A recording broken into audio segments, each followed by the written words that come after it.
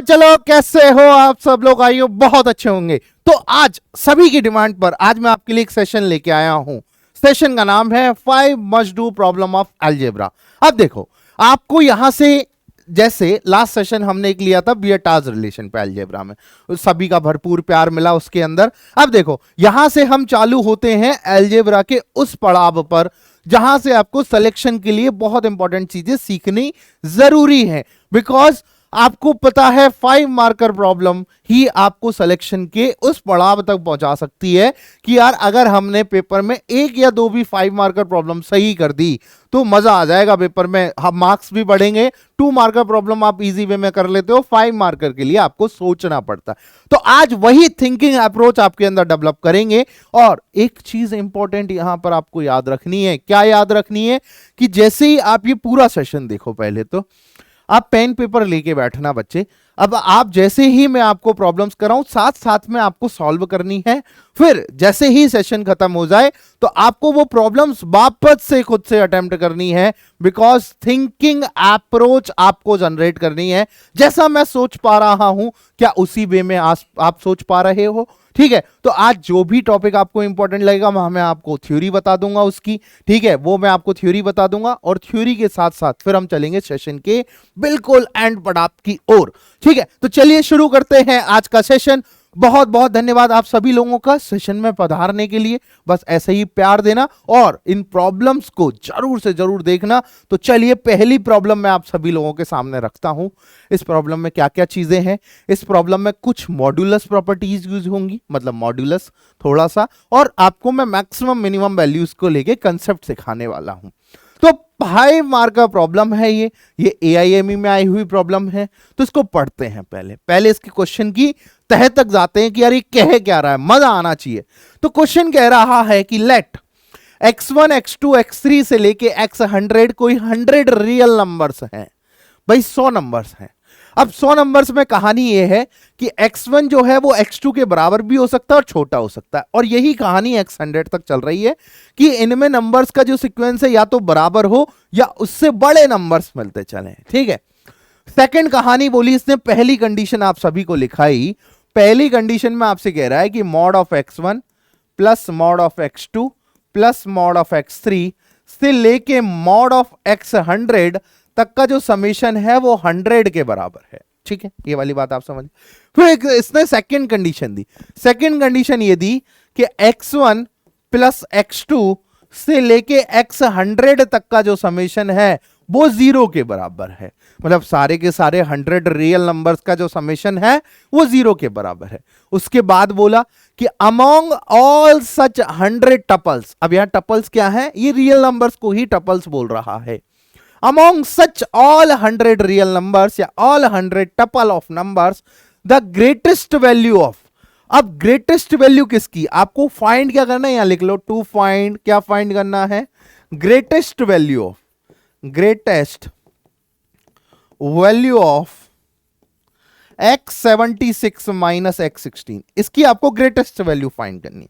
और ये m upon n के बराबर है और m on n relatively prime numbers हैं, तो आपको m प्लस n की वैल्यू फाइंड करनी है। अब ये क्वेश्चन में क्या यूज हो रहा है?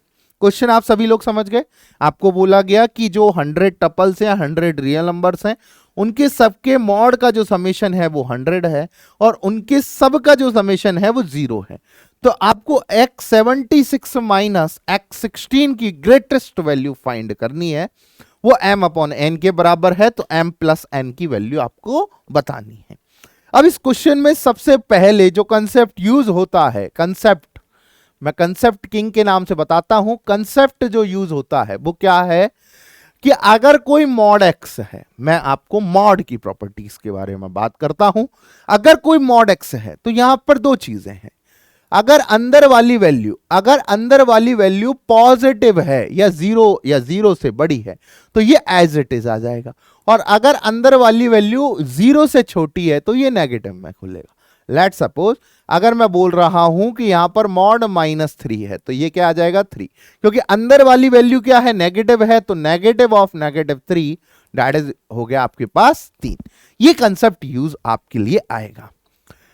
अब यहां से बोला कि आपको फाइंड करना है x76 माइनस x16 की लार्जेस्ट वैल्यू। तो एक कंसेप्ट और यहां पर सीखो कि अगर आपको x76 माइनस x16 की लार्जेस्ट वैल्यू चाहिए तो आपको यह पता होना चाहिए कि अगर a माइनस बी की लार्जेस्ट वैल्यू चाहिए तो ये जो x76 है ये तो सबसे बड़ा होना चाहिए, ये लार्जेस्ट होना चाहिए, और ये जो x16 है ये सबसे छोटा हो जाए।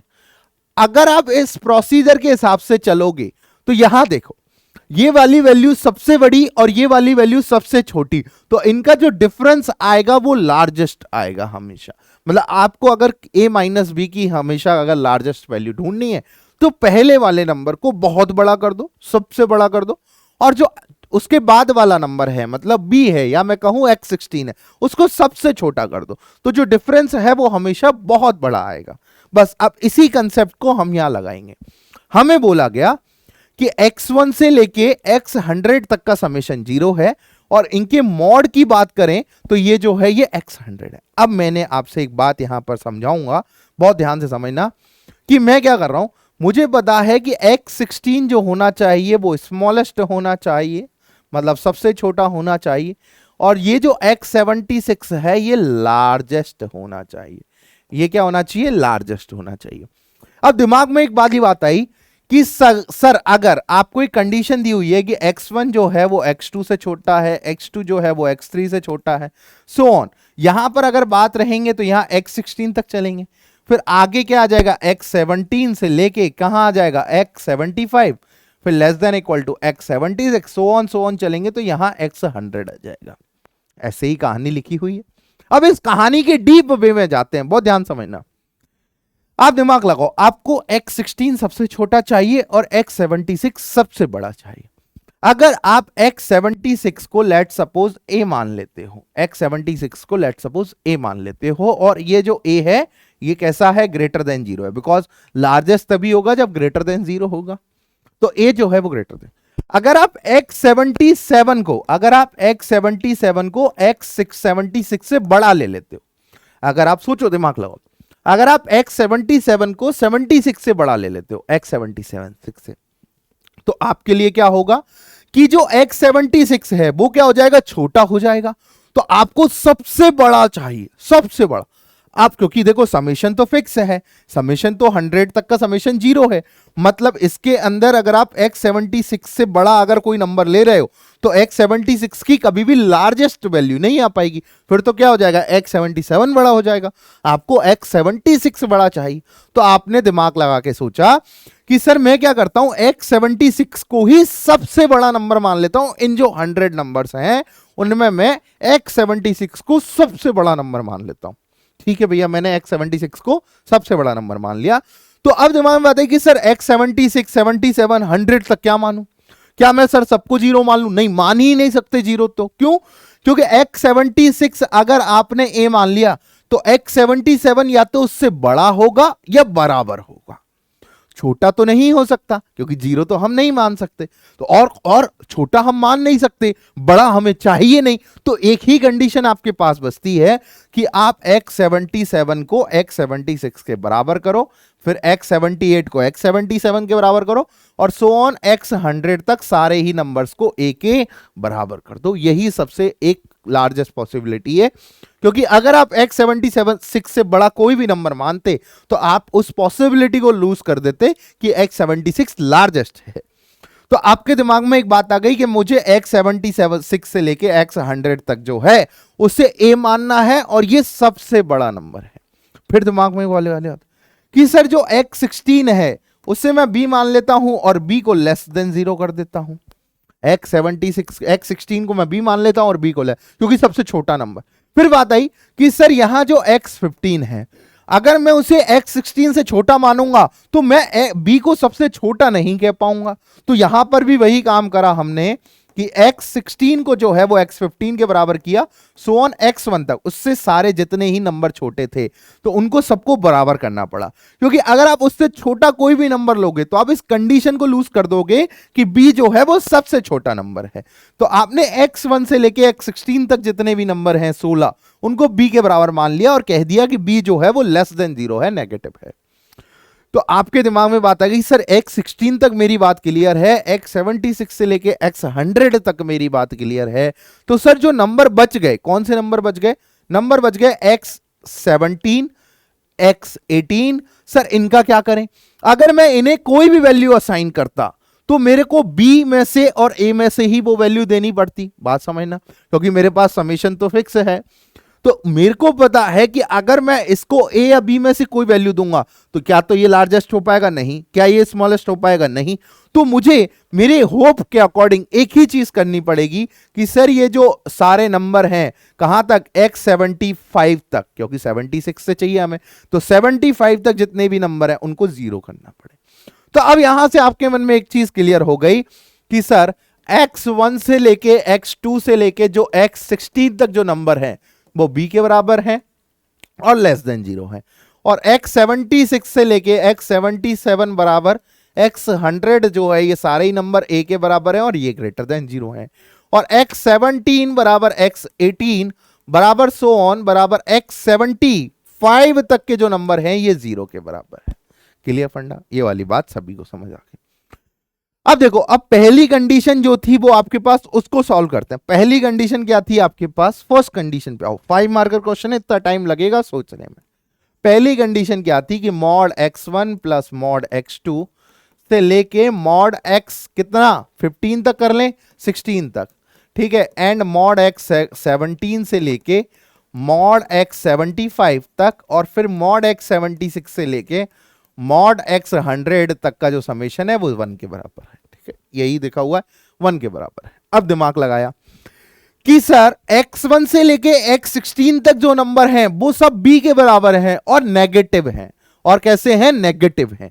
तो दिमाग में एक बात खुल के आई कि सर मॉड के अंदर अगर कोई नेगेटिव वैल्यू बैठी है तो वो माइनस में खुलेगी, मतलब ये जो x1 है ये माइनस b होगा, ये क्या होगा? ये माइनस बी होगा, एंड सो ऑन, यहां तक क्या होंगे? माइनस बी होंगे, प्लस ये तो 0 प्लस 0 प्लस 0 से लेके 0 तक है, प्लस अब x76 की जो वैल्यू है वो तो सर a के बराबर है और पॉजिटिव है, तो ये x76 से लेके x100 तक जो नंबर आएंगे ये पॉजिटिव आएंगे और ये बंद है। अब b कितने हो गए आपके पास? 16, तो माइनस 16b प्लस ये तो 0 है, और ये कितने हो गए? x75, 76 से लेके 100 तक, ये 25a हो गए, बराबर 1 है। तो यहां से जो पहली आपको वैल्यू निकल के आई 25a माइनस 16b बराबर 1। ये बात बहुत अच्छे से समझ आई होगी आप सभी लोगों को। सेकेंड कंडीशन आपके पास कहती है, सेकेंड कंडीशन आपके पास कहती है कि x1 प्लस x2 से लेके x100 तक का जो समेशन है वो 0 के बराबर। तो भैया x1 से लेके x16 तक, x1 से लेके x16 तक जो वैल्यूज हैं वो सब b के बराबर है, x17 से लेके x75 तक जो वैल्यूज हैं वो 0 के बराबर है, और x76 से लेके x100 तक जो वैल्यूज हैं वो a के बराबर है, और इन सब का समेशन जो है वो 0 के बराबर है। वो किसके बराबर है? 0 के बराबर है। तो यहां फट से दिमाग लगाया कि सर ये कितने b हो गए? 16b। सर ये कितने 0 हो गए? तो 0 है, और यहां पर 25a बराबर आ जाएगा 0। अब आपके पास एक ये इक्वेशन है, एक ये इक्वेशन है, दोनों को आप देखो। तो यहां से जब दोनों को देखा तो यहां पर जब आपने देखा कि 16b प्लस का 25a, इसको ऐसे लिख लो, 25a प्लस का 16b जो है वो 0 के बराबर है, और 25a माइनस का 16b जो है वो 1 के बराबर है। तो यहां जब दोनों को सॉल्व किया तो यहां क्या क्या आ गया? 50a बराबर 1। तो a की जो वैल्यू है वो 1/50 के बराबर आ गई। a की जो वैल्यू है वो 1/50 के बराबर आ गई। a की वैल्यू 1/50 के बराबर आ गई तो इस इक्वेशन में रख दो, 25a माइनस 16b बराबर 1। तो 25 इंटू 1/50 माइनस का 16b बराबर 1, तो यहां पर आ जाएगा ये 1/2, तो आ जाएगा 1/2 माइनस का 1 दैट इज योर 16b। तो 16b is equal to minus 1/2, तो b बराबर कितना आ जाएगा? माइनस 1/32, और b नेगेटिव था ये आपको पता है। अब आपको किसकी वैल्यू चाहिए? x76 माइनस x16 की लार्जेस्ट वैल्यू चाहिए। लार्जेस्ट के लिए x76 लार्जेस्ट होना चाहिए, दैट इज किसके बराबर है? a के बराबर। तो ये a के बराबर है, ये माइनस b के बराबर है, ये लार्जेस्ट है। तो a की वैल्यू कितनी हो गई? 1/50 माइनस बी की वैल्यू कितनी हो गई, -1/32। तो ये आ जाएगा 50 प्लस वो सॉरी 1/50 प्लस 1/32। अब एलसीएम ले लेते हैं अपन, यहां पे क्या आ जाएगा 50 इंटू 32, ठीक है, और यहां आ जाएगा 32 प्लस का 50। तो इसको सॉल्व कर देते हैं, 32 प्लस का 50 कितना आ जाएगा 82 अपॉन, ये तो जीरो आ गई, 5 2 जा 10, 1 कैरी आ गई, और यहां पर आ जाएगा 1600। यही आ जाएगा भैया, 1600 ही तो आ जाएगा, 35 जा 1500 और 2 इंटू 50 कितना हो गया 100, तो 1600 2 से उड़ा दो, 41/800। और ये किसके बराबर है, m अपॉन n के बराबर। तो m प्लस n की जो वैल्यू है वो आ जाएगी 841, यही इसका आंसर था। तो क्वेश्चन छोटा था, बस सोचने का तरीका जो है वो मैंने आप सभी को सिखाया कि कैसे क्वेश्चन को सोचा जा सकता है। आई होप आपको समझ आ जाएगा, नोट कर लो फटाफट से यहां तक का क्वेश्चन।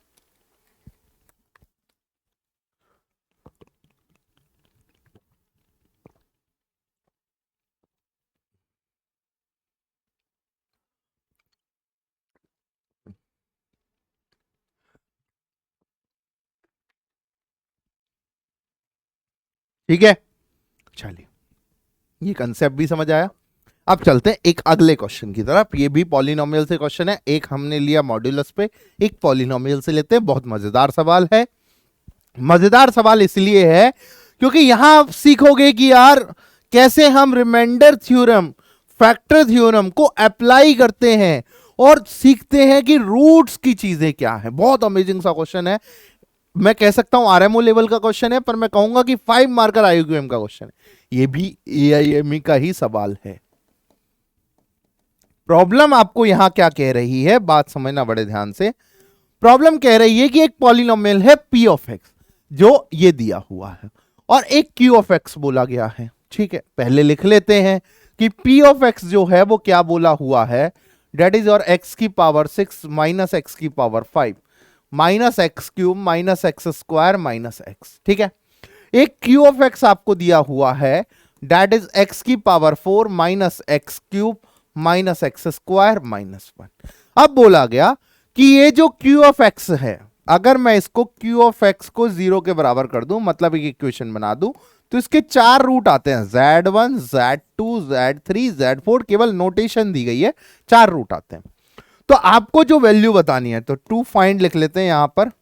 आपको जो वैल्यू बतानी है, डेट इज बतानी है p of z1 plus p of z2 plus p of z3 plus p of z4। Question बहुत ही कंसेप्चुअल है, आसान नहीं कहूंगा क्योंकि सोचना इज द एक अप्रोच जनरेट कर पाना इज द डिफिकल्ट टास्क। उसके बाद जो क्वेश्चन होता है वो बहुत मजेदार हो जाता है। तो क्वेश्चन को जब मैंने बड़े ध्यान से देखा तो मेरे को एक चीज बड़े अच्छे से समझ में आई कि सर रूट तो जो है वो z1 z2 z3 z4 qx के हैं, पर मुझे रखनी किस में है भाई, z1 की वैल्यू रखनी किस में है, p के अंदर। तो दिमाग में बात आई, अब बच्चा क्या कर रहा था, बच्चे ने जो किया वो क्या किया कि सर इसको सॉल्व करके मैं चारों रूट की वैल्यू निकाल लूं और इसके अंदर p ऑफ x के अंदर रख दूं। मैंने कहा अगर तुझ में गधे जैसी शक्ति है तो तू ये काम कर सकता है, पर अगर तुझ में एक इंसानियत शक्ति है तो ये वाला काम नहीं करेगा, क्योंकि क्वेश्चन आपको ये काम कराने के लिए कभी बोल ही नहीं रहा आप रूट कैसे निकालोगे। क्वेश्चन ने बोला कि पहले आप जब मुझे p के अंदर q के रूट रखोगे, क्योंकि ये देखो z1 जो है वो qx का रूट है, और अगर आप p के अंदर qx का रूट रखोगे तो आपको px और qx में रिलेशन की जरूरत है। px और qx में किसकी जरूरत है, रिलेशन की। तो मैंने कहा एक काम करते हैं, ये आपके पास p ऑफ x है, ये p ऑफ x को लिखो, एक बार अच्छे से लिख लेता हूं। p ऑफ x को मैंने लिखा और इसको मैं डिवाइड दे देता हूं q ऑफ x के साथ। q ऑफ x क्या है, x की power 4 minus x cube minus x square minus. ठीक है, यहां पर मैं इसको डिवाइड दे देता हूं। अब जब मैं इसको डिवाइड दूं तो देखो डिवाइड, यहां x की पावर 6 है, यहां x की पावर 4 है, तो डिवाइड किससे जाएगा, एक्स स्क्वायर से। तो यहां आ जाएगा x की पावर 6 माइनस एक्स की पावर 5 माइनस एक्स की पावर 4 माइनस एक्स स्क्वायर। चलो साइन चेंज करो, प्लस प्लस प्लस, ये गया ये गया, अब बच क्या गया, x की पावर 4 माइनस का एक्स क्यूब, ये गया, और माइनस का x। ठीक है, अब यहां x की पावर 4 है, यहां x की पावर 4 है, तो +1 कर दो। तो +1 किया तो यहां क्या आ गया, x की power 4 minus x cube minus x square minus 1 plus plus plus minus, ये गया, बच क्या गया, एक्स स्क्वायर माइनस का x और प्लस का 1, ये आपके पास रिमाइंडर बच गया। अब आप सभी को डिवीजन एल्गोरिथम आती है, सभी को आती है डिवीजन एल्गोरिथम। डिवीजन एल्गोरिथम क्या कहती है कि अगर मेरे पास यहां p ऑफ x है और मैंने q ऑफ x से डिवाइड दिया है, तो मेरे पास क्यूशेंट क्या बना, एक्स स्क्वायर प्लस 1, और यहां पर रिमाइंडर क्या बच गया, x square minus x plus का 1। ये बात अगर किसी ने अच्छे से डिवीजन एल्गोरिथम पढ़ी है, डिवीजन एल्गोरिथम क्या कहती है कि यहां पर डिविडेंड रख दो, ये डिवीजर है तो ये क्यूशेंट आ गया, ये क्यूशेंट रहा और ये रहा रिमाइंडर। बात समझ। अब मुझे एक बात बताओ, एक चीज यहां पर समझाओ कि ये जो क्वांटिटी है, ये जो कंसेप्ट आपको दिया गया है कि क्यू ऑफ एक्स के 4 रूट हैं, z1 z2 z3 z4। तो आप सभी को पता है कि Q ऑफ Z1, जब मैं Q के अंदर Z1 रखूंगा तो वैल्यू 0 आएगी, Q ऑफ Z2 ये भी वैल्यू 0 आएगी, Q ऑफ Z3 ये भी वैल्यू 0 आएगी, और Q ऑफ Z4 ये भी वैल्यू 0 आएगी। ये चारों ही वैल्यू 0 के साइड आपको ले जाएंगे। मैंने कहा हाँ सर बिल्कुल सही वाली बात किया। तो ये जो डिवीजन एल्गोरिथम मैंने लिखी, इसको वापस लिखो, P ऑफ x बराबर Q of x into x square plus 1, ये क्यूशेंट आ गया और रिमाइंडर आ गया x square minus x plus का 1। ठीक है सर, ये वाली बात मुझे समझ आ गई। इस क्वेश्चन में बहुत सारे कंसेप्ट यूज होंगे तो इसको समझना है बड़े ध्यान से। ठीक है सर, अब जैसे मैं x की जगह z1 रखता हूं तो यहां मैं रखता हूं p ऑफ z1, तो यहां क्या आ जाएगा, q of z1 into z1 का स्क्वायर प्लस का 1 plus z1 square minus z1 plus का 1, यही आ गया। और आपको पता है कि q ऑफ z1 तो 0 है, तो सर ये वाली पूरी क्वांटिटी 0 बन गई। तो यहां से जो p ऑफ z1 आ गया वो क्या आ जाएगा, z1 square minus z1 plus का 1। बात समझ में आई। सिमिलरली जब आप z2 रखोगे तो p ऑफ z2 जो है वो यहां पर फिर से क्या बना देगा, 0, और यहां आ जाएगा z2 का स्क्वायर माइनस z2 प्लस का 1। और सिमिलरली जब आप p ऑफ z3 रखोगे यहां आ जाएगा z3 का स्क्वायर माइनस z3 प्लस का 1। और सिमिलरली जब आप यहां पर z4 रखोगे तो यहां आ जाएगा z4 का स्क्वायर माइनस z4 और प्लस का 1। आपको यही चारों का समीशन चाहिए था, p of z1, p of z2, p of z3 और p ऑफ z4।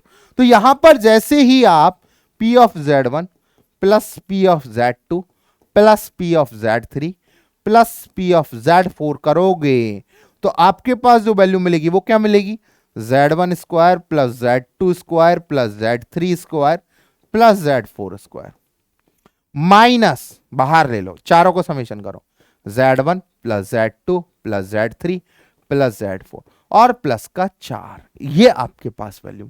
तो अब मेरा जो टास्क है वो इसको सॉल्व करने का है, मेरा जो टास्क है वो इसको सॉल्व करने का है। तो फटाफट से यहां तक लिखो फिर हम चलते हैं आगे।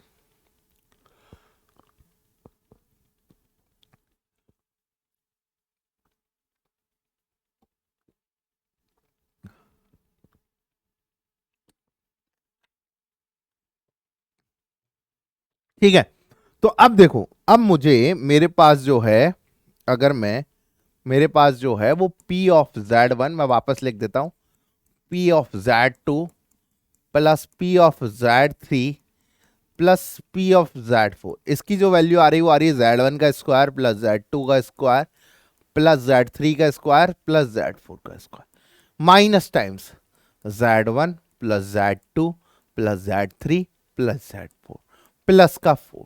ठीक है, और आपके पास जो q ऑफ x है वो क्या है आपके पास, एक बार उसको भी लिख लेते हैं, x की power 4 minus x cube minus x square minus 1, यही है, x की power 4 minus x cube minus x square minus 1। और इसके जो रूट हैं बराबर 0 के, ये हैं z1 z2 z3 z4। अब यहां पर अप्लाई करेंगे हम बियटाज रिलेशन। बियटाज रिलेशन क्या होता है, रूट्स एंड कोफिशिएंट्स के बीच का रिलेशन। तो यहां पर आप अप्लाई करो, अप्लाई बियटाज रिलेशन। क्या अप्लाई करेंगे हम, बियटाज रिलेशन। जब हम बीटाज रिलेशन अप्लाई करेंगे तो आप सभी को पता है कि यहां से जो Z1 plus Z2 plus Z3 plus Z4 की जो वैल्यू है वो क्या मिलेगी, माइनस प्लस माइनस, ठीक है, यही मिलेगी, बिकॉज आपके पास तीन ही चीजें आएंगी, ठीक है। तो अब यहां पर आपने देखा कि sir minus of -1 that is 1। अब यहां से जब आप एक चीज इसके अंदर रह रही है, इसको मैं क्या करता हूं, इसको मैं दूसरे ढंग से लिख देता हूं, एक चीज इसके अंदर रह रही है, इसको मैं यहां से भी रफ करता हूं, एक सेकेंड, क्योंकि x का कोएफिशिएंट गायब है, तो हम क्या करते हैं, इसको ऐसे लिखते हैं, x की power 4 minus x cube minus x square plus 0x minus 1 बराबर 0। तो यहां से आप अप्लाई करो माइनस प्लस माइनस प्लस, ठीक है। यहां से आया Z1 plus Z2 plus Z3 plus Z4 बराबर 1।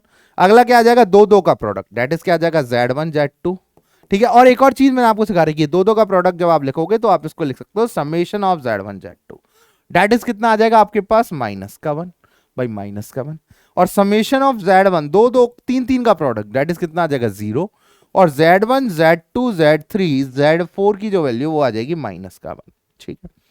आपको क्या चाहिए, Z1 square plus Z2 square plus Z3 square plus Z4 square. तो इसको फाइंड करने के लिए आपको पता है कि अगर मैं Z1 plus Z2 plus Z3 plus Z4 का अगर मैं स्क्वायर करूं तो यहां मिलेगा मुझे Z1 square plus Z2 square plus Z3 square plus Z4 का स्क्वायर, ठीक है, plus 2 times summation of Z1 Z2, यही होता है। अब Z1 plus Z2 plus Z3 plus Z4 का जो स्क्वायर है, इसकी वैल्यू है 1 का स्क्वायर, इसकी वैल्यू आपको चाहिए, इसकी वैल्यू आपको चाहिए, और यहां पर आ जाएगा 2 times summation of Z1 Z2 की वैल्यू जो है -1। तो यहां से जो वैल्यू निकल के आई, Z1 square plus Z2 square plus Z3 square plus Z4 का स्क्वायर, इसकी वैल्यू निकल के आई 1 प्लस का 2 दैट इज 3। तो ये जो वैल्यू है ये आपके लिए इंपॉर्टेंट है कि ये वैल्यू आपके पास निकल के आई।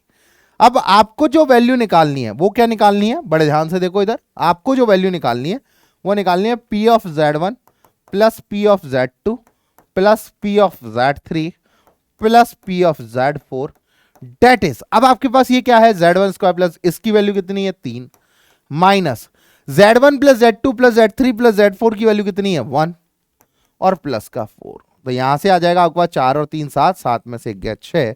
This is your final answer, this is your final answer. तो अब आप एक बार बताओ, क्या आप इस तरीके की प्रॉब्लम में अप्रोच अब सीख पाए कि अगर आपसे नहीं बन रही थी तो आपने सोचा कि यार ऐसे ऐसे करके सर ने बहुत अमेजिंग तरीके से इसको निकाल दिया, ठीक है, क्लियर, लिख लो फटाफट से यहां तक, फिर चलते हैं अगले प्रॉब्लम की तरफ। तो आई होप आप ये समझ गए होंगे। चलते हैं अगले क्वेश्चन की तरफ। अगला क्वेश्चन आरएमओ से रिलेटेड है, आरएमओ का ही है ये क्वेश्चन। देखो ये क्वेश्चन क्या कह रहा है, थोड़ा सा गधा मजदूरी वाला काम करवाते हैं ये लोग, लेकिन अच्छा क्वेश्चन है, ऐसा क्वेश्चन 5 मार्क में आ सकता है, और इस क्वेश्चन को अटेम्प्ट करना बहुत जरूरी। कैसे अटेम्प्ट करें इस चीज के लिए हम चलते हैं।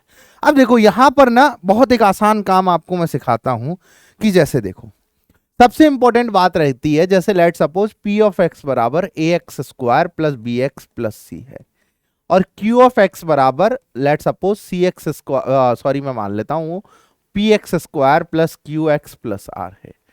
तो अगर आपको कोई इंसान बोले कि P of Q of x लिखना है आपको, मतलब P के अंदर आपको Q ऑफ x डालना है, तो आप क्या करो, x के स्थान पर Q ऑफ x रख दो और उसका स्क्वायर, प्लस x के स्थान पर Q ऑफ x रख दो प्लस c। ऐसे ही अगर आपको Q of P of x पूछ ले तो यहां क्या करो, आप P ऑफ x रख दो Q x के स्थान पर Q ऑफ x में, तो यहां आ जाएगा P ऑफ x का square plus Q of P of x plus का r। ये काम बहुत जरूरी है इस क्वेश्चन को सॉल्व करने के लिए। तो यहां पर हमने एक काम किया, ये क्वेश्चन हमसे कह रहा है, क्या कह रहा है क्वेश्चन कह रहा है कि सर अगर P ऑफ x बराबर x square plus XY2 plus b है, और अगर सर Q ऑफ x बराबर x square plus CX plus का d है, ये दो पॉलिनोमियल हैं, उनके रियल कोफिशिएंट्स हैं, और बोला जा रहा है कि P of x into Q of x बराबर Q of P of x है। तो आपको रियल रूट्स फाइंड करने हैं P of Q of x बराबर 0 के। अब सबसे पहला स्टेप जो है मैं क्या करता हूं इसके अंदर, P of x into q of x निकालता हूं। क्या करता हूं मैं, पी ऑफ एक्स को क्यू ऑफ एक्स से मल्टीप्लाई करता हूं। तो मुझे क्या मिलेगा, यहां मिलेगा x square plus x by two plus का बी इंटू यहां क्या मिलेगा, x square plus c x plus का डी, यही मिलेगा। अब मैं जैसे ही इसको मल्टीप्लाई करने गया तो इसको इससे किया, एक्स की power 4 plus c x cube plus d x square plus, अब इसको जब मैं इससे मल्टीप्लाई करने गया तो x cube divide by 2 plus यहां आ जाएगा c x square divide by 2 plus d x by 2 plus, जब मैं b को इससे मल्टीप्लाई करने गया तो b x square b c x plus का बी डी मुझे मिल रहा। मैंने एक काम किया, क्या किया, x की पावर 4 को एक साथ रखा, x क्यूब को जब मैंने एक साथ रखा तो मेरे पास बना c, और x क्यूब को इधर रखा तो 1/2 प्लस x क्यूब और कहीं दिख रहा है, यहां मिल रहा है x क्यूब, और कहीं मिलेगा और कहीं मिलेगा और कहीं मिलेगा। भैया एक्स स्क्वायर को इससे मल्टीप्लाई करेंगे तो x क्यूब मिलेगा और इसको इससे मल्टीप्लाई करेंगे तो यही मिलेगा, मतलब यहां आ गया c प्लस का हाफ। जब मैंने x को कॉमन लिया, एक्स स्क्वायर को, यहां मैंने किसको कॉमन लिया, एक्स स्क्वायर को, तो कितना आ जाएगा, एक्स स्क्वायर को कॉमन लिया तो d आ गया प्लस सी बाई 2 आ गया और प्लस का b आ गया, प्लस जब मैंने x को कॉमन लिया तो आ गया d बाई 2 प्लस का बी सी और यहां आ गया प्लस का बी डी। ये मेरे पास क्या आ गया, p of x into q of x को लेके। अब मैंने फिर एक और काम किया कि मुझे दूसरी वैल्यू कहती है तो LHS निकल गया। अब RHS निकालने के लिए मुझे निकालना था Q of P of x। तो मैंने एक काम किया, Q के अंदर, Q क्या है मेरे पास, Q क्या है मेरे पास, एक्स स्क्वायर। अब x की जगह क्या डालना पड़ेगा आपको, P ऑफ x का होल स्क्वायर प्लस, अब यहां पर C देखो, अब x की जगह क्या डालना पड़ेगा आपको, P ऑफ x और प्लस का D, ठीक है। अब मैंने P ऑफ x का स्क्वायर, तो P ऑफ x क्या है, x square plus x by 2 plus b का whole square plus C into P of x क्या है, x square plus x by 2 plus का b और प्लस का क्या आ गया, d, ठीक है। अब देखो इसका स्क्वायर करते हैं तो कितना आ जाएगा, a plus b plus c का होल स्क्वायर कितना आ जाएगा, a square plus b square plus यहां आ जाएगा ये, देखो ये आ गया। अगर मैं इसका करूं तो पहले का स्क्वायर, दूसरे का स्क्वायर, तीसरे का स्क्वायर प्लस 2 टाइम्स इन दोनों का, तो कितना आ जाएगा, x square into x by 2 plus 2 times इन दोनों का, कितना आ जाएगा, x by 2 into b plus 2 times इन दोनों का, तो यहां कितना आ जाएगा, x square into b plus, अब यहां पर कितना आ जाएगा, c x square plus c x by 2 plus का कितना आ जाएगा, बी सी और यहां आ जाएगा प्लस का डी, ठीक है। क्वेश्चन लेंदी है मैं मान रहा हूं, लेकिन कैलकुलेशन आपको आनी चाहिए, मैं आपको यही सजेशन दूंगा। फिर हम आगे चले, यहां कितना आ जाएगा, एक्स की पावर 4 ही बचेगा प्लस यहां आ जाएगा एक्स स्क्वायर बाई 2, यहां आ जाएगा बी स्क्वायर प्लस 2 से 2 गया कितना आ गया, एक्स क्यूब, 2 से 2 गया कितना आ गया, बी एक्स प्लस यहां कितना आ जाएगा, 2x स्क्वायर बी, ठीक है, प्लस कितना आ जाएगा, c x square plus c x by 2 plus में आ जाएगा बी सी और प्लस में आ जाएगा डी। अब देखो कॉमन लो, एक्स की पावर 4 प्लस एक्स क्यूब को कॉमन लो, एक्स क्यूब को जब कॉमन लोगे तो यहां आ रहा है 1 प्लस यहां पर और कहीं आ रहा है क्या एक्स क्यूब, और कहीं आ रहा है क्या एक्स क्यूब, नहीं, तो एक्स क्यूब प्लस इसको तो एज इट इज रखो, यहां पर एक्स की पावर 4 आ गया, यहां एक्स क्यूब आ गया। एक्स स्क्वायर को कॉमन लो, एक्स स्क्वायर को कॉमन लोगे तो यहां कितना आ जाएगा, 1/2, यहां पर कितना आ जाएगा 2b और यहां कितना आ जाएगा c। और अगर आप x को कॉमन लेते हो, x को कॉमन लेते हो तो कितना आ जाएगा, x को कॉमन लो, x को कॉमन लो, b आ गया और c/2 आ गया प्लस, अब जो जो कांस्टेंट बचे उनको देखो, तो यहां आ जाएगा बी स्क्वायर, यहां आ जाएगा देखो b square plus b c plus का डी, यही बन रहा है, यही बन रहा है। तो ये आ गया आपके पास Q of P of x, ये आ गया Px इंटू क्यू एक्स। अब दोनों को बराबर करूंगा मैं, दोनों को क्या करूंगा, बराबर करूंगा। तो बहुत सॉलिड काम है, सॉलिड काम सोचने का है। यहां बोला गया P of x into q of x बराबर Q of P of x है, ठीक है। अब P ऑफ x क्या है, ये जो वैल्यू है इसको देख लेते हैं। ये जो वैल्यू है ये आ जाती है क्या, ऐसे ऐसे आ जाती है क्या, अरे ये तो गायब हो जाती है, एक सेकेंड रुको, हाँ ये आ जाती है क्या, ये भी गायब हो जाती है। ओ सॉलिड, यहाँ मुझे नहीं आता लेना, ठीक है चलो मैं क्या करता हूँ, इसको लिख ही लेता हूँ, लिख लेता हूँ, ठीक है। A p of x into q of x, तो पी ऑफ एक्स क्या आ जाएगा, एक्स की power 4 plus x cube, x cube को कॉमन लिया तो कितना था मेरे पास, c plus half, c plus half plus x square को कॉमन लिया तो मेरे पास कितना आ रहा था, d plus c by two plus b, d plus c by two plus का बी, प्लस एक्स को जब कॉमन लिया तो मेरे पास कितना आ रहा था, d by two plus b c, d by two plus का बी सी, और प्लस में कितना आ रहा था बच्चे मेरे पास, बी डी, प्लस में आ रहा था बी डी। इसको बराबर करना है किसके साथ, किसके साथ बराबर करना है, उस सामने वाले के साथ। तो यहां आ रहा है एक्स की power 4 plus x cube plus x square, तो यहां देखो एक्स की power 4 plus x cube plus x square, x square के साथ कॉमन चीजें आ रही हैं, 1/2 प्लस 2b प्लस सी, यहां आ रहा है 1/2 प्लस का 2b प्लस का सी, प्लस एक्स के साथ जो कॉमन चीजें आ रही हैं वो आ रही हैं b plus c by two, यहां आ रहा है b plus c by two, plus अब यहां पर जो चीजें आ रही हैं वो आ रही है b square plus b c plus d, यहां आ रहा b square plus b c plus का डी, ठीक है। अब ये मेरे पास LHS आ गया और RHS आ गया, बड़े ध्यान से देखना, देखो यहां x की पावर 4 है, यहां x की पावर 4 है, बात बराबर, यहां एक्स क्यूब का कोफिशिएंट जो है वो c प्लस हाफ है, और यहां जो एक्स क्यूब का कोफिशिएंट 1 है, प्लस c की जो वैल्यू आ गई वो माइनस हाफ आ गई, c की जो वैल्यू आ गई वो आ गई माइनस हाफ, c की वैल्यू आ गई आपके पास। अब यहां जो एक्स स्क्वायर का कोफिशिएंट है वो है d plus c by two plus का b, और यहां जो एक्स स्क्वायर का कोफिशिएंट है वो है 1/2 प्लस 2b प्लस का c, c की वैल्यू माइनस हाफ डालते हैं तो यहां आ जाएगा माइनस हाफ डालते ही -1/4 प्लस b, यहां आ जाएगा 1/2 प्लस 2b, और यहां आ गया माइनस हाफ, तो इससे ये कैंसिल आउट हो गया, तो यहां आ गया d प्लस का b, अब b को मैं उड़ा देता हूं एक इधर से, तो यहां पर b बच जाएगा। अब देखो ये लिखा हुआ है d माइनस 1/4 प्लस का लिखा हुआ है b, तो यहां से आपके पास एक इक्वेशन ये आ गई, ठीक है, d माइनस 1/4 बराबर b। अब देखो आप एक्स स्क्वायर का कोफिशिएंट कंपेयर कर लिए, अब x का कोफिशिएंट यहां क्या है d/2 प्लस का बी सी, और यहां पर क्या है b plus c by two, तो अब c की वैल्यू डाल दो आप माइनस हाफ, c की वैल्यू जैसे ही आप माइनस हाफ डालोगे तो यहां आ जाएगा माइनस का b/2, और देखो यहां आ जाएगा b माइनस हाफ डालते ही आ गया -1/4।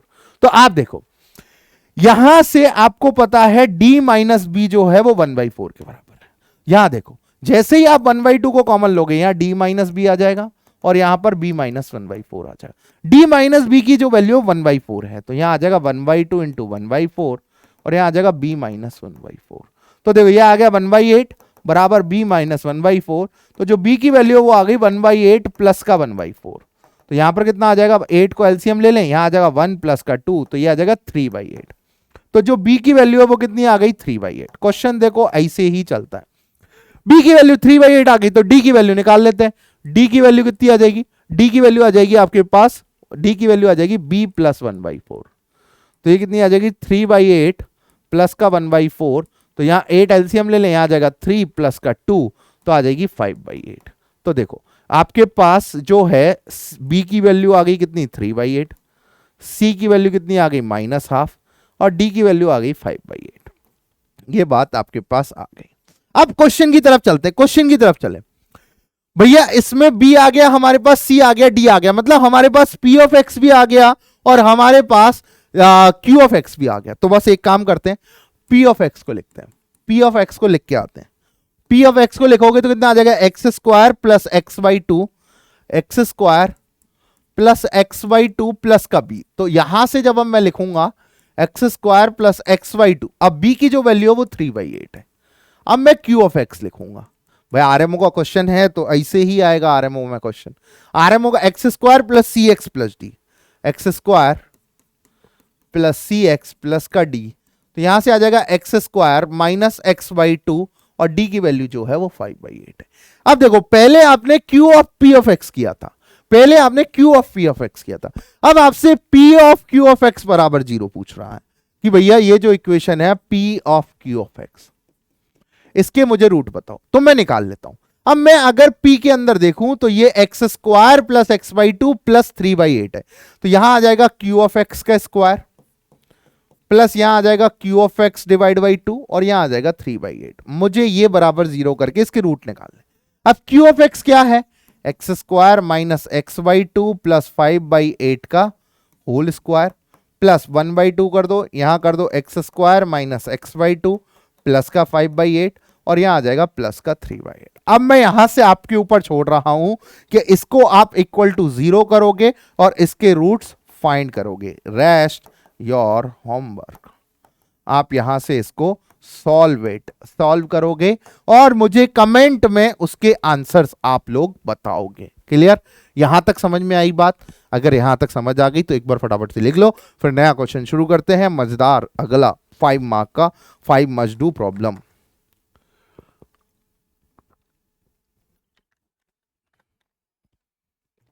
चलें आगे। अब देखो यहां पर ये बहुत मजेदार सवाल है AIME का, सीक्वेंस एंड सीरीज का। बहुत बहुत मजेदार सवाल है ये, बहुत मजेदार सवाल है। अभी तक हम लोग 3 सवाल कर चुके हैं। 3 सवाल मैंने आपको करा दिया, 1 करा दिया, 2 करा दिया, 3 करा दिया। ये वाला जो सवाल है, ये बच्चों इस सवाल की जो खासियत है ना वो ही बहुत इंपॉर्टेंट है। ये ऐसे सवाल 3 सवाल पूछे गए AIME में। आपने देखा होगा, आपको जब सीक्वेंस एंड सीरीज पढ़ते हो तो जेई वाले जितने भी लोग हैं उन सभी को पता है कि ऐसा एक सवाल भी आता है जिसमें 4 नंबर है, पहले 3 एपी में है, लास्ट के 3 जीपी में है, या पहले 3 जीपी में है, लास्ट के 3 एपी में है, और फर्स्ट और लास्ट का डिफरेंस दे रखा होता है। तो वहां पर आपसे चारों ही नंबर्स पूछे हुए होते हैं। क्वेश्चन सेकंड ये बनता है ये वाला।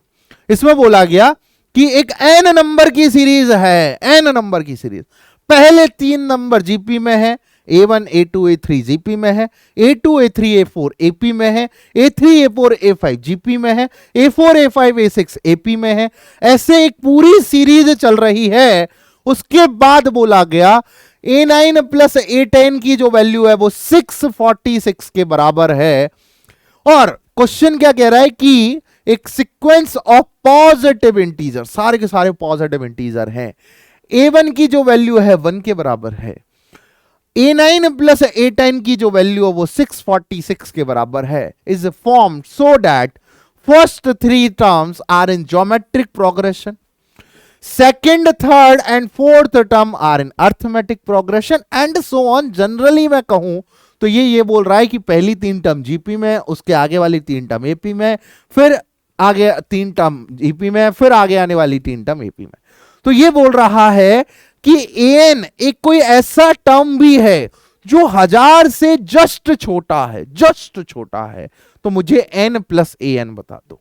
तो इस क्वेश्चन को समझने के लिए एक बहुत अच्छे दिमाग के साथ बैठना, समझना क्या बोल रहा है क्वेश्चन। ये बोल रहा है कि A1 A2 A3 A4 A5 A6 A7 A8 A9 और A10। अभी मैं यहीं तक के नंबर लिखूंगा, उसके बाद आपको आगे समझाता हूं। चलो, ये यहां बोल रहा है, बड़े ध्यान से समझना, ये यहां बोल रहा है कि पहले 3 नंबर जीपी में हैं, फिर ये बोल रहा है कि A2 A3 A4 ये एपी में है, फिर A3 A4 A5 जीपी में है, फिर A4 A5 A6 एपी में है, ऐसे सो ऑन आगे चल रहा है। इसने बोला पहले 3 नंबर एपी में हैं, पहले 3 नंबर किसमें है? एपी में, जीपी में, सॉरी, और पहली टर्म जो है 1 है। तो मैंने मान लिया कि 3 नंबर जो जीपी में होते हैं वो AR और AR, मैंने जीपी ही चला दी पूरी की पूरी। तो A की वैल्यू तो 1 है, तो ये यहां पहला नंबर A1 हो गया, ये R, ये R स्क्वायर। तीनों नंबर जीपी में हो गए या नहीं हो गए, पहले बताओ कमेंट में फटाफट से कि सर ये तीनों नंबर जो हैं ये जीपी में। इसमें 5 स्टार मार्क कर लेना इस क्वेश्चन पे। बहुत अमेजिंग क्वेश्चन है ये, बहुत अमेजिंग। पहले 3 नंबर ही किसमें है? जीपी में है, मतलब 1 R स्क्वायर किसमें है? जीपी में। अब बोला गया कि ये जो 3 नंबर है A2 A3 A4 ये किसमें है? एपी में। आपको पता है कि सर अगर A2 A3 A4 अगर एपी में है तो अगर 2 टाइम्स A3 की बात करूं तो A2 प्लस का A4 होगा। मतलब अगर मुझे A4 निकालना है तो बीच वाले के डबल में से कोना वाला घटा देना होगा, बीच वाले के डबल में से कोना वाला हटा देना। तो मेरे को पता है कि भैया मुझे अगर A4 फाइंड करना है तो बीच वाले का double that is your 2r² में से मुझे r घटाना होगा। तो यहां मैंने जैसे ही r कॉमन लिया तो ये 2r - 1 हो गया। तो ये जो A4 है इसकी वैल्यू हो गई r इंटू 2r - 1। ठीक है भैया, यही है भैया, ये वाली बात भी समझ आ गई। अब हम अगली टर्म पे, अब बोला गया A3 A4 A5 A3 A4 A5 GP में। भाई यही तो बोला कि पहले 3 एपी में, फिर अगले 3 जीपी में, फिर अगले 3 एपी, सॉरी ये एपी में, फिर अगले 3 जीपी में। तो यहां बोला गया कि A3 A4 A5 किस में है, जीपी में। तो आपको पता है A4 का जो स्क्वायर है वो A3 इंटू A5 होगा। तो अब आपको यहां दिख रहा है कि A3 जो है A3 A4 A5, हाँ ठीक है। तो A3 जो है वो तो r² है, और A5 जो है बड़े ध्यान समझना, A5 जो है वो आपको निकालना है। और यहां दिख रहा है A4 जो है वो r इंटू 2r - 1 है। तो अब सर एक बात बताओ, अगर मैं A4 का स्क्वायर लिखना है तो यहां r² है, यहां 2r - 1 का स्क्वायर। बात समझना, A3 A4 A5 किसमें, जीपी में। तो बीच वाला जो नंबर होता है वो इन दोनों का स्क्वायर होता है। तो सर अगर मैं यहां देखूं बीच वाला जो नंबर का स्क्वायर करें तो वो इन दोनों के बराबर आता है। भाई यही तो आता है। अगर मैं बात करूं A3 A4 A5 जो है वो जीपी में है, तो कैसे लिखोगे, A4 बराबर लिखोगे ना अंडर रूट A3 A5, मतलब इन दोनों के प्रोडक्ट का अंडर रूट आता है। तो सर A3 का अंडर रूट r तो यहां है, तो A5 के लिए क्या लिखूं, A5 के लिए क्या लिखूं, A5 के लिए क्या लिखूं कि अंडर रूट बन जाए। तो A5 सीधा सीधा मुझे दिख गया कि 2r - 1 का होल स्क्वायर। देखो इन दोनों का अंडर रूट कर रहे हो, यहां मिल रहा है। फिर अगली टर्मोलॉजी के पास हम आए, अगली टर्मोलॉजी कि सर फिर तो अगले 3 नंबर तो किस में होंगे, एपी में। तो बीच वाले के डबल में से इसको सबट्रैक्ट करें तो A6 मिल जाएगा। तो यहां जब मैं A6 के पास आया तो बीच वाले को जैसे ही डबल करूंगा और किसमें से सबट्रैक्ट करूंगा, किसको सबट्रैक्ट करूंगा, बीच वाले को डबल करके इसको सबट्रैक्ट कर दूंगा, r इंटू 2r - 1 को। भाई यही तो होता है, यही तो होता है भाई। A5 का डबल करें, 2 टाइम्स A5 किसके बराबर होगा, A4 प्लस A6 के। तो 2 टाइम्स A5 में से अगर मैं A4 सबट्रैक्ट कर दूं तो मुझे A6 मिल जाएगा। तो यहां देखो ये आ रहा है, अगर 2r - 1 मैं कॉमन ले लूं तो यहां बच जाएगा 2 इंटू 2r - 1 माइनस का r। तो यहां क्या बच जाएगा, 2r - 1, यहां आ जाएगा 4r - 2 माइनस r। तो सर ये तो आ गया 2r - 1 और यहां आ जाएगा 3r - 2। तो सर यो A6 है, A6 क्या बन गया, 2r - 1 इंटू 3r - 2। अब फिर से आपके दिमाग में एक वही वाली बात आई कि सर जो बीच वाला है ये इन दोनों का अंडर रूट है, तो सर इसका अंडर रूट तो ये रहा, मतलब A7 क्या आ जाएगा, 3r - 2। ठीक है, अब फिर पता लग गया कि सर ये तो एपी में, मतलब इसका डबल में से अगर ये सबट्रैक्ट करूं तो यहां देखो एक टर्मोलॉजी बन रही है, ये 2r - 1 का स्क्वायर, यहां क्या बन गया 2r - 1। अब देखो यहां क्या बना, एक इसमें बढ़ाया और एक इसमें बढ़ाया 3r - 2। तो यहां क्या आ जाएगा 3r - 2, 3r - 2, 3r - 2। यहां देखना बड़े ध्यान से, बड़े ध्यान से देखना, बड़े ध्यान से देखना कि सर अगर मैं यहां देखूं तो क्या बन रहा है, ये 3r - 2 का स्क्वायर आएगा ना, सॉरी सॉरी सॉरी 3r - 2 का स्क्वायर। तो यहां क्या बन रहा है 3r - 2 इंटू 4r - 3।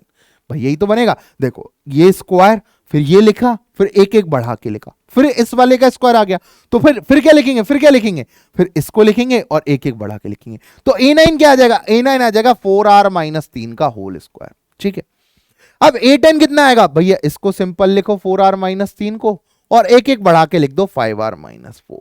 बस, तो आपको अब A9 मिल गया और A10 मिल गया, और A9 प्लस A10 का समेशन कितना दे रखा है 646। तो जरा इसको भी देख लेते हैं, जरा इसको भी देख लेते हैं। A9 प्लस A10 का जो समेशन है वो 646 के बराबर है। A9 कितना है, A9 है 4r - 3 का होल स्क्वायर, और A10 कितना है 4r - 3 into 5r - 4, that is your 646 के बराबर। अब यहां से जैसे ही मैं स्क्वायर करूंगा तो 16r² - 24r प्लस का 9, मल्टीप्लाई करूंगा तो 20r माइनस का 16r, 20r स्क्वायर माइनस का 16r माइनस का 15r, देखो माइनस का 16r माइनस का 15r प्लस का 12 बराबर 646। ठीक है, अब मैंने देखा भैया 20 और 16 36r स्क्वायर, यहां देखो माइनस का 24r माइनस का 16r माइनस का 15r। अब देखो ये कितना हो गया 15 और ये हो गया 40, 24 और 60 कितना हो गया 40 और माइनस का 55r।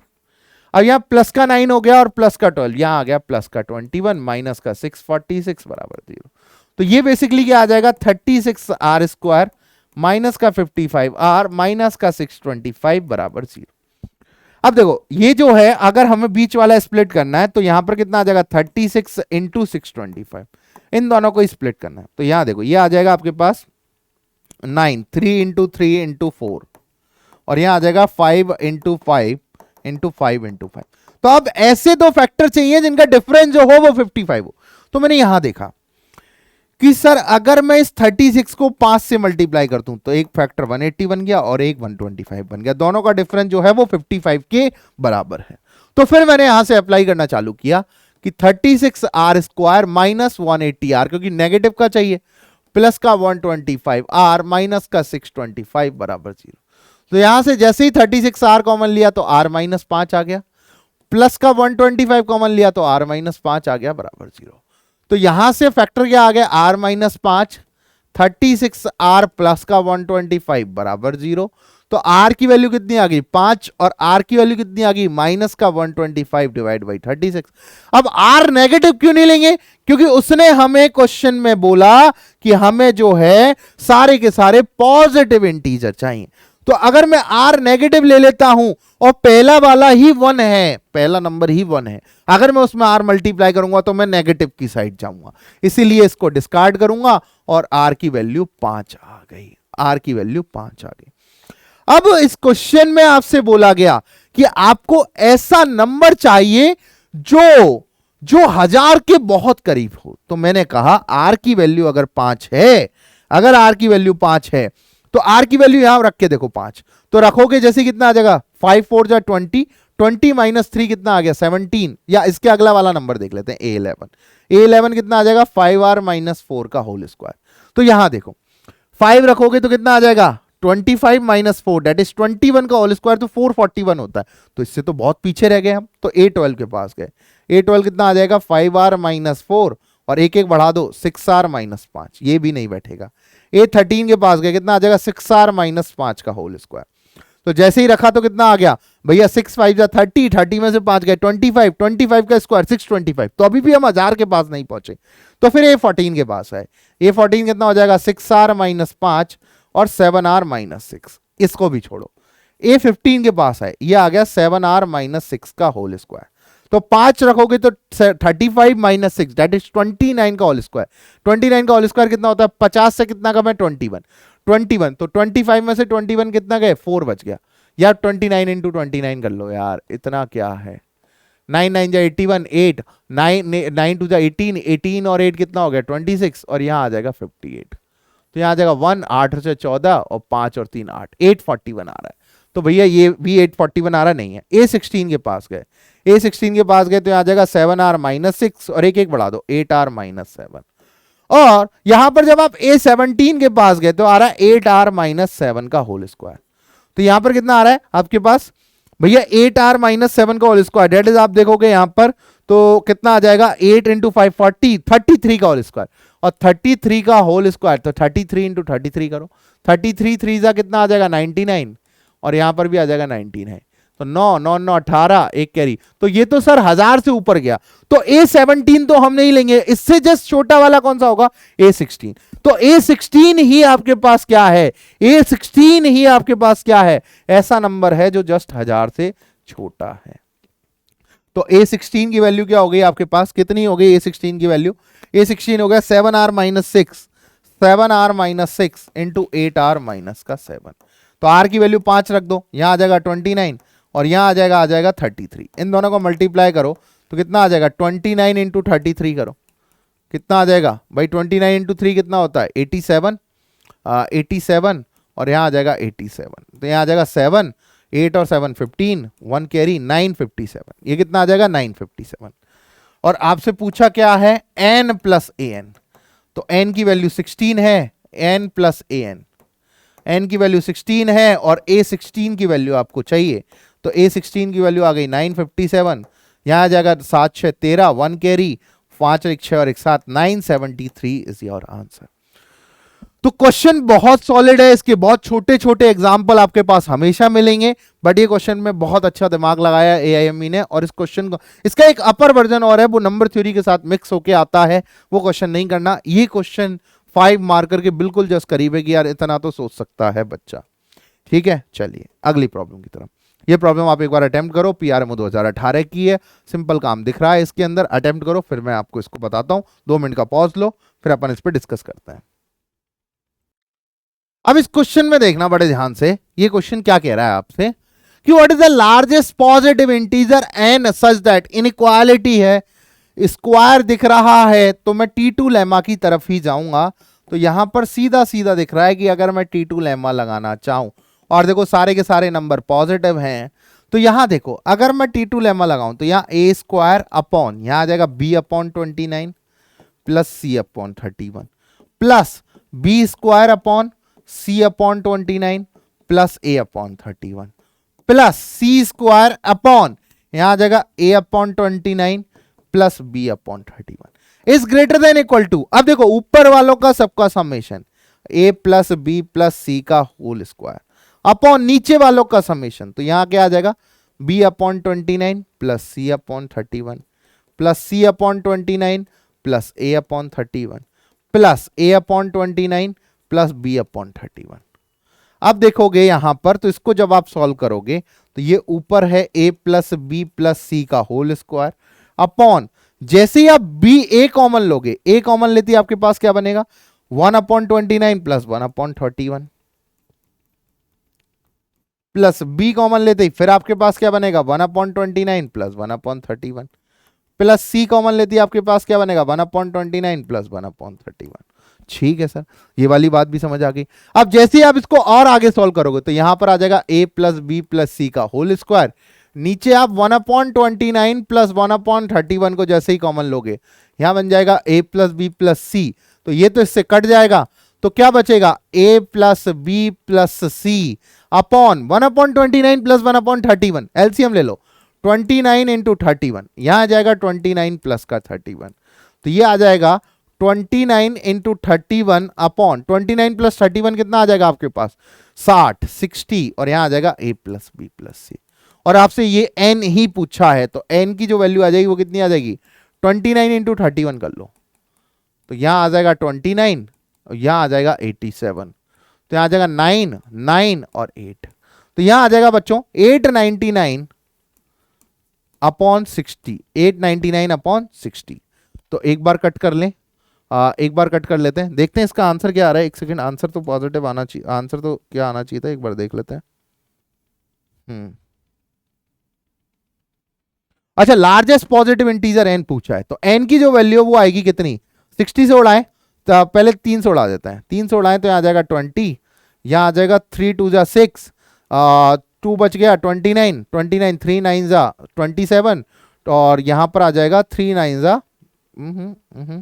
9 9 18 18 और 8 26, नहीं कटेगा, एक सेकेंड, 899 को अगर मैं 60 से डिवाइड दूं, 6 से डिवाइड दूं तो कितना आ जाएगा 6 बन जा 6, कितना आ गया 2 बच गया 29, 6 4 जा 25 29, 6 4 जा 24, 5 बच गए 59 59 59 59 59 59, 6 9 जा 54 54 54, 6 9 जा 54 और 6 9 जा 54 54 और 5 बच गए, तो 5 बच गए तो कितना आ गया 6 7 जा 6 8 जा 58, तो ये आ गया अपॉन 10 कर देते हैं, तो आ जाएगा 14.98। तो n जो है वो ये बोल रहा है कि 14 की वैल्यू नहीं है, ये इसकी वैल्यू है 14.98। अब ये बोल रहा है कि ऐसा कौन सा लार्जेस्ट पॉजिटिव इंटीजर n लें कि ये वैलिड हो जाए। तो आपने देखा कि ये जो है ये 14.98 के बराबर आ रहा है, 14.98 a प्लस बी प्लस। अब बच्चा क्या कह रहा है कि लार्जेस्ट में सर 15 रख लें। अभी क्या बताओ, अगर यहां आप 15 रखोगे n की जगह तो क्या ये वाली वैल्यू हमेशा बड़ी होगी? नहीं, क्योंकि अगर 14.98 से बड़ी कह रहा है कि ये वाली वैल्यू जो है वो हमेशा 14.98 इंटू ए प्लस बी प्लस सी से बड़ी है, तो अगर आप जैसे ही 15 रखोगे तो ये इनवैलिड हो जाएगा, क्योंकि कुछ वैल्यूज जो है वो 14.99 भी आ सकती है। तो आपको लार्जेस्ट पॉजिटिव इंटीजर क्या रख सकते हो आप? n बराबर 14। तो इसका आंसर हो जाएगा 14। ये पीआरएमओ ने अच्छा सवाल पूछा, ठीक है। तो आई होप आपको ये जो चीज है ये अच्छे से समझ आ गई होगी, ठीक है। सेशन में क्वेश्चंस अच्छे हैं, बहुत दिमाग लगा के सॉल्व करना। मैं नहीं कह रहा सारे ही आपसे सॉल्व हो पाएंगे, बट थिंकिंग अप्रोच जनरेट करना मेरा काम था, जो मैंने अलग अलग क्वेश्चंस को लेके आपके अंदर जनरेट की। आपको अगर अच्छा लगा है वीडियो तो जरूर से जरूर कमेंट में हार्ट भेजना। मजेदार और सेशंस आपके लिए लाते रहेंगे। मैं विवेक बंसल आप सभी की ओर में, मतलब पूरी टीम की ओर से आप सभी का धन्यवाद करता हूं ये सेशन देखने के लिए। बहुत बहुत धन्यवाद आप सभी का। मिलते हैं अगले सेशन में। Thank you.